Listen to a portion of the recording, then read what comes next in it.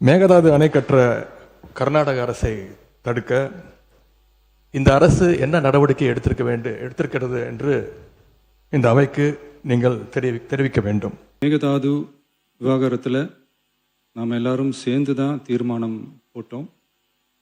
அதை நேர்முக கடிதமாக மாண்புமிகு பிரதமர் அவர்களுக்கும் அனுப்பி வச்சிருக்கிறோம். குறுவை சாகுபடி இன்னைக்கு மொத்தமாக இல்லாமல் போயிடுச்சு. இதற்கு தகுந்த நிவாரண தொகையை எப்பொழுது இந்த அரசு விவசாயிகளுக்கு கொடுக்க போகின்றது? அப்புறம் இந்த குறுவை சாகுபடிக்கு அந்த நிவாரண தொகுப்பு பற்றி எதிர்கட்சியிலேருந்து கேட்டிருந்தாங்க. அந்த குறுவை சாகுபடிக்கு அந்த நிவாரணம் ஏற்கனவே கொடுத்தாச்சு, வழங்கியாச்சு.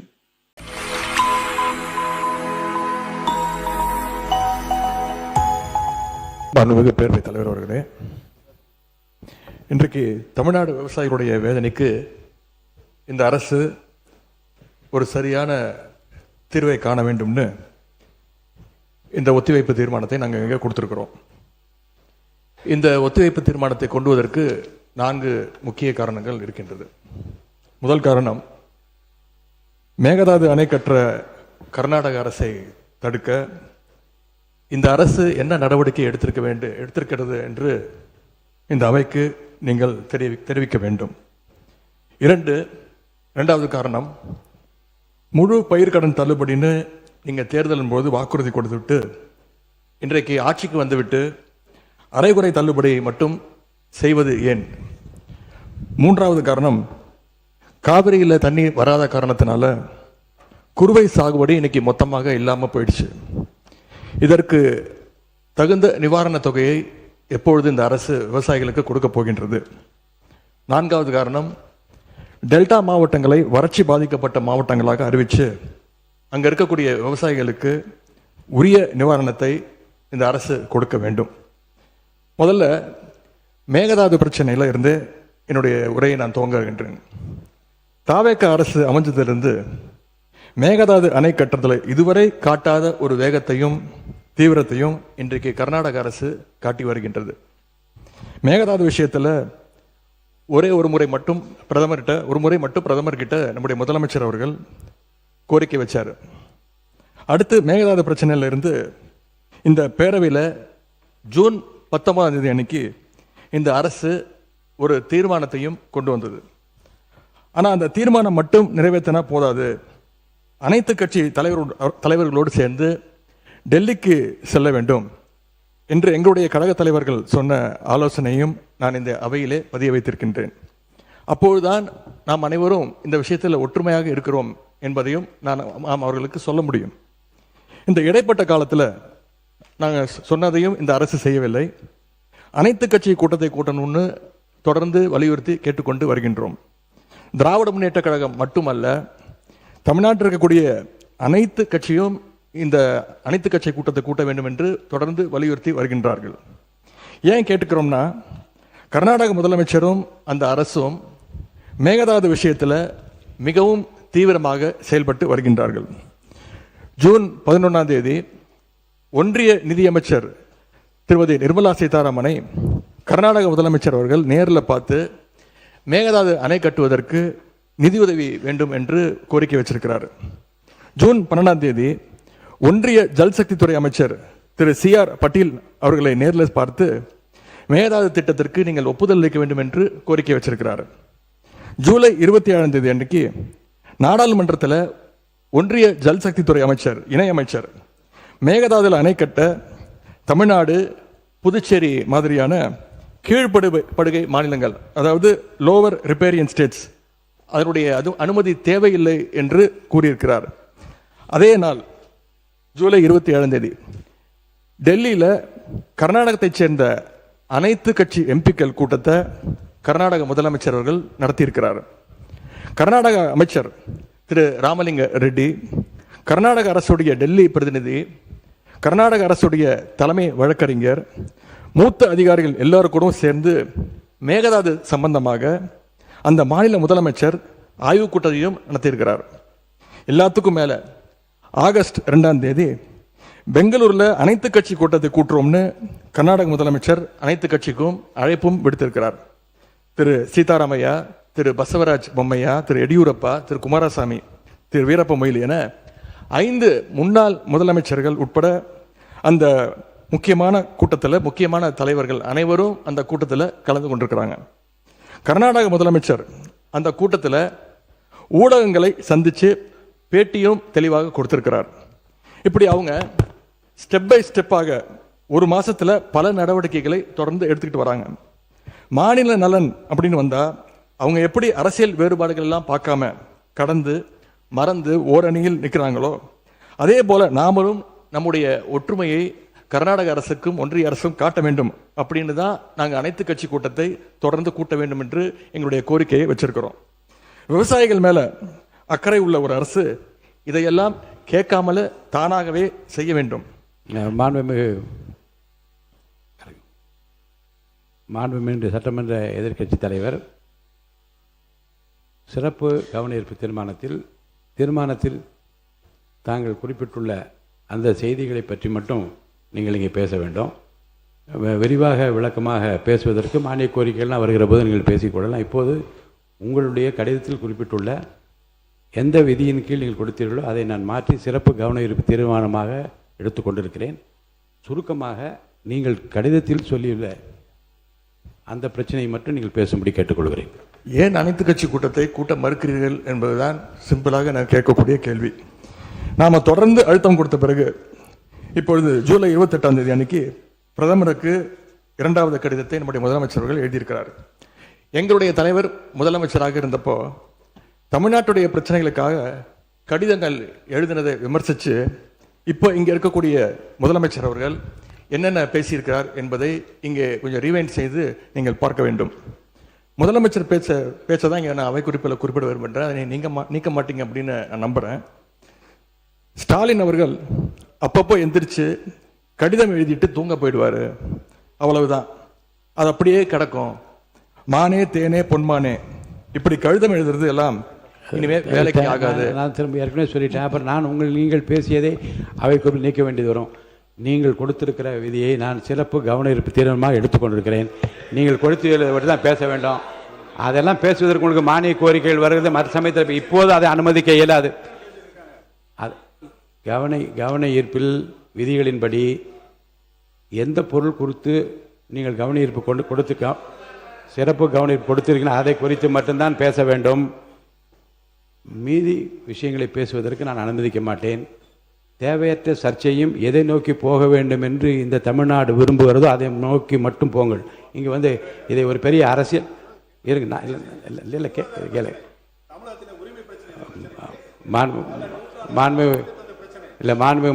முன்னாள் முதலமைச்சருக்கும் தெரியும் இந்த ஜீவாதார பிரச்சனையை எப்படி கையாளுவது என்பதை பற்றி மாநில அரசுக்கும் தெரியும். இங்கே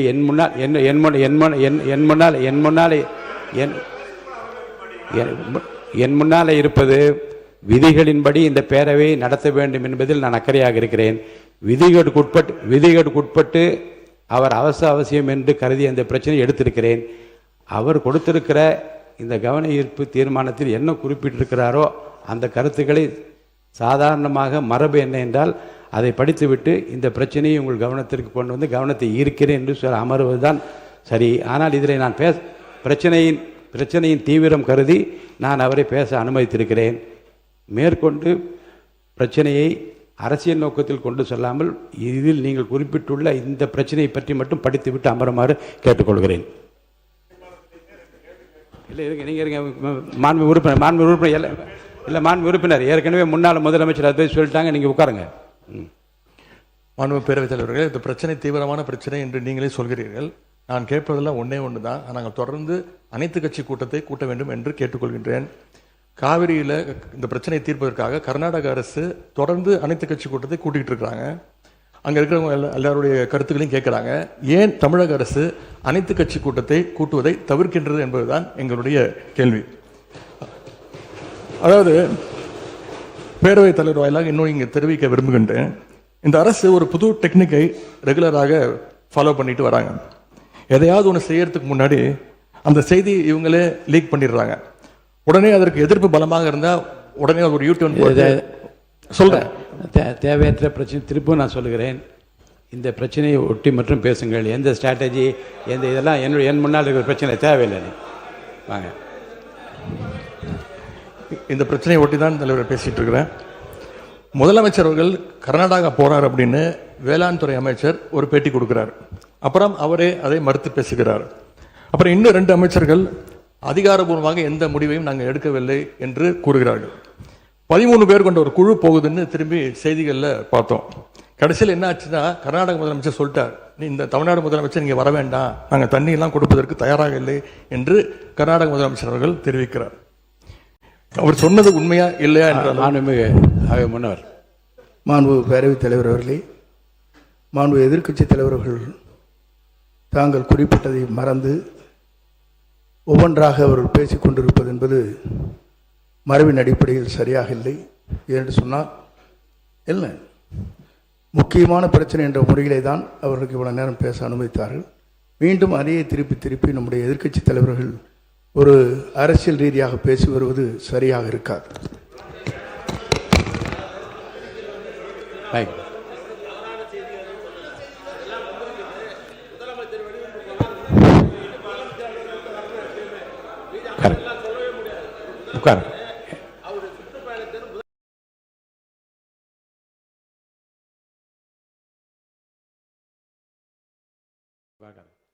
மாண்பு எதிர்க்கட்சி தலைவர்களுக்கு மீண்டும் சொல்கிறேன், சுருக்கமாக அரசின் கவனத்தை ஈர்த்து அமர்வதுதான் மரபும் விதியும்.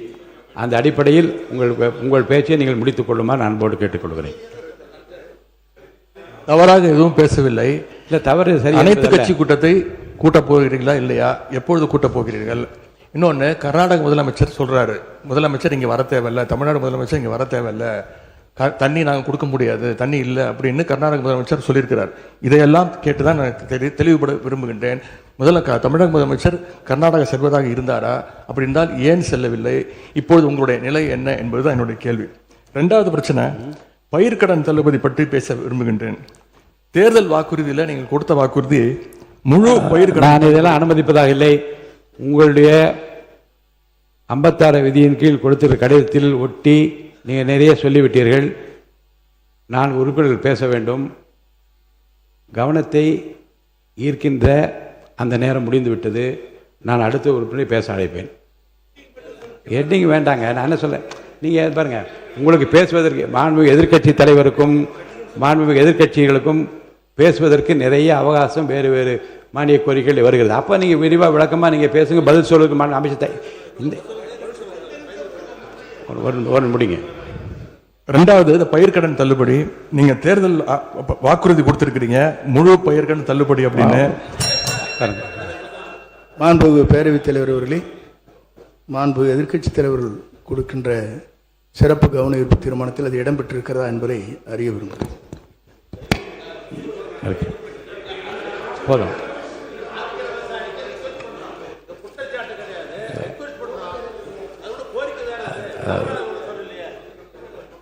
பாருங்க, கவனத்தை ஈர்க்கின்ற அந்த பிரச்சனையை மாறி இது வேறு வேறு திசைகளிலே செல்லுமானால் எந்த பிரச்சனைக்காக இதனை அனுமதித்தனோ அந்த பிரச்சனை நிறைவேறாது. அவர்கள் கூர்ந்து இதற்காக தான் நாங்கள் விவசாயிகள் போராடிட்டு இருக்கிறாங்க.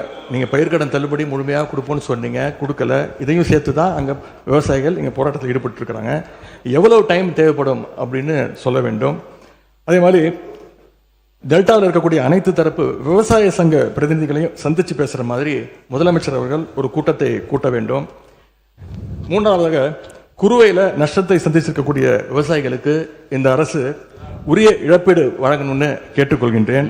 எங்களுடைய ஆட்சியில் 6.5 லட்சம் ஹெக்டேர் அளவுக்கு குறுவை சாகுபடி நடந்துச்சு. ஆனால் இன்றைக்கு இந்த வருஷம் இந்த ஆட்சியில் வெறும் 1.5 லட்சம் ஹெக்டேர் அளவுக்கு தான் குறுவை சாகுபடி நடந்திருக்கு. நீங்கள் ஸ்பெஷல் பேக்கேஜ்னு சொல்லி 134 கோடி அறிவிச்சிருக்கிறீங்க. அதை எத்தனை பேருக்கு கொடுத்துருக்கிறீங்க என்பதை இந்த அவையில் தெரிவிக்க வேண்டும். ஏதாவது கணக்கெடுப்பு நடத்தியிருக்கிறீர்களா? மாண்புமிகு பொதுப்பணித்துறை அமைச்சர்.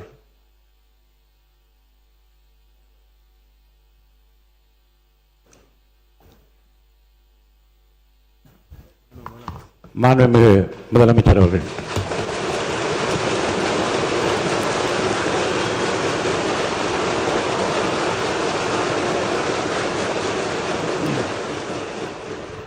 மாண்புமிகு பேரவைத் தலைவர் அவர்களே, உட்காருங்க. அவங்க பேசும்போது குறுக்கிட வேணாம், உட்காருங்க. இன்னொன்று நீங்கள் இல்லை, இடையில அனுமதிக்க முடியாது. இல்லை இல்லைங்க, இல்லைங்க, உட்காருங்க. நான் எல்லா வாய்ப்பு கொடுப்பேன், இருங்க. உங்களுக்கு கொடுக்குறேங்க. உங்கள் பேரை மாண்புமிகு பேரவைத் தலைவர் அவர்களே, காவிரி விவகாரத்தில் எதிர்க்கட்சி சில விவரங்களை கேட்டிருக்கிறாங்க. காவிரி நமக்கு உயிர் ஆதாரம், நம்மளோட உணர்வு ரீதியான ஒன்று. அதனால் அதை வச்சு அரசியல் பண்ணுற எண்ணம் துளி கூட நம்ம அரசுக்கு இல்லை.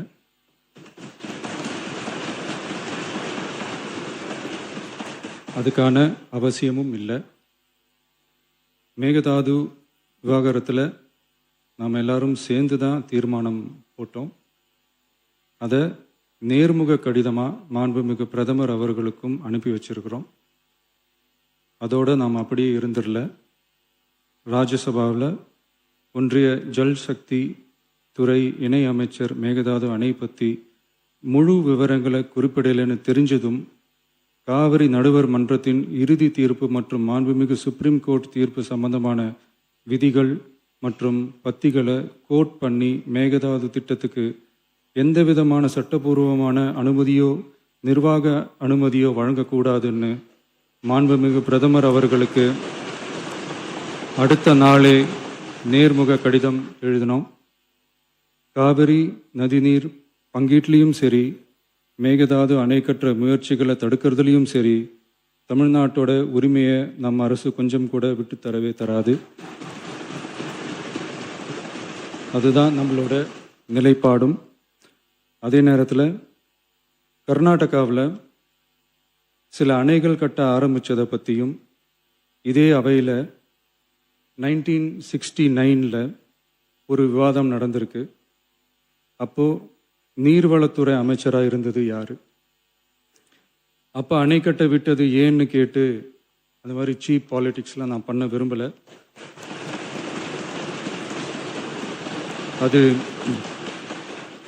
அது நம்ம நோக்கமும் இல்லை. ஏன்னா காவிரி விவகாரத்தை ரொம்ப கவனமாக கையாளணும். எந்த கட்சி ஆளுகிறது, எந்த கட்சிக்கு பெருமை, யாருக்கு பெருமைன்னெலாம் பார்க்கக்கூடாது. இது தமிழக மக்களுடைய பிரச்சனை அப்படின்னு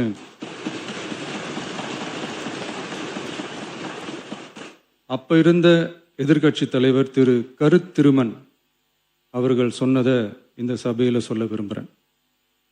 காவிரி பிரச்சனையில் சம்பந்தப்பட்ட 2 மாநிலங்களும் ஒன்றிய அரசும் உட்கார்ந்து முடிவெடுக்கணும்னு 1969 இந்த சபையில் பேசியிருக்கிறாங்க.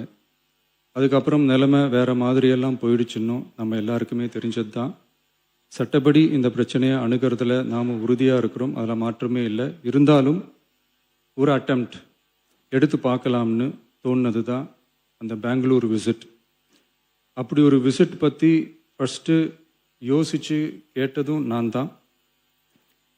நாம் பெங்களூர் போக நினச்சதை பற்றி பல ஒப்பீனியன்ஸ் வந்துச்சு.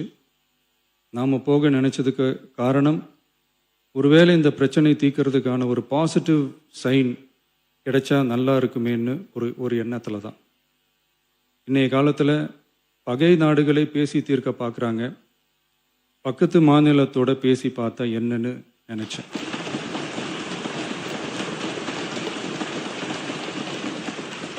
அதனால தான் அப்படி ஒரு அட்டெம்ப்ட் எடுக்க நான் ட்ரை பண்ணோம்.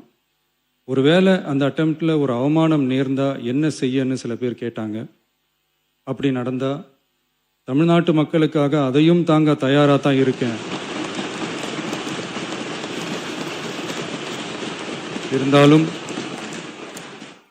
இருந்தாலும் நம்ம மேலே அன்பு காட்டின அத்தனை பேருக்கும் என்னோட நன்றிகள். இந்த காவிரி விவகாரம் பற்றி மாண்புமிகு நீர்வளத்துறை அமைச்சர் அவர்கள் உரிய விளக்கம் அளிப்பார். அதே மாதிரி காவிரி பிரச்சனையால் பாதிக்கப்பட்ட விவசாயிகளுக்கான அந்த இன்சூரன்ஸ் ப்ரீமியம் அரசே கட்டுறதை பற்றி கேட்டிருந்தாங்க. அதுக்கான விரிவான பதிலை மாண்புமிகு விவசாய அமைச்சர் அவர்கள் தருவார். அப்புறம் இந்த குறுவை சாகுபடிக்கு அந்த நிவாரண தொகுப்பு பற்றி எதிர்க்கட்சியிலேருந்து கேட்டிருந்தாங்க. அந்த குறுவை சாகுபடிக்கு அந்த நிவாரணம் ஏற்கனவே கொடுத்தாச்சு, வழங்கியாச்சு. இது அரசியலே நாங்கள் தான் அப்படின்னு சொல்லிக்கிறவங்களுக்கு இது எப்படி தெரியாமல் போச்சுன்னு எனக்கு தெரியல.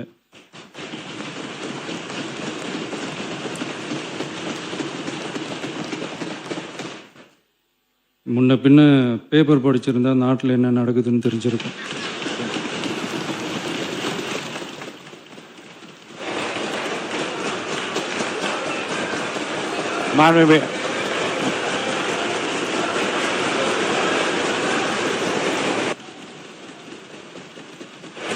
மாண்புமிகு எதிர்க்கட்சி தலைவர் சுருக்கமாக கொஞ்சம் அமைதியா இருங்க. மாண்புமிகு எதிர்க்கட்சி தலைவர் பேசுவதற்கு நீங்க அமைதியா இருங்க. நீங்களே இப்படி பிரச்சனை பண்ணா எப்படி?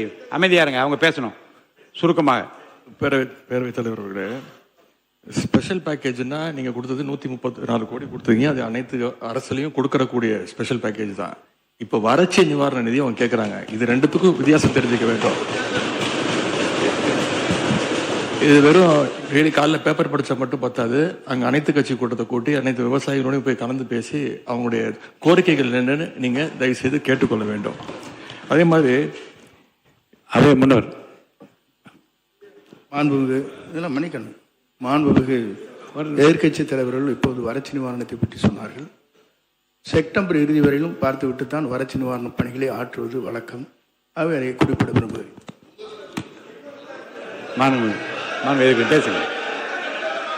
எதிர்கட்சி தலைவர், பேரவைத் தலைவர்களே, பேச அனுமதிங்க. நீங்களே இப்படி பண்ணா எப்படி?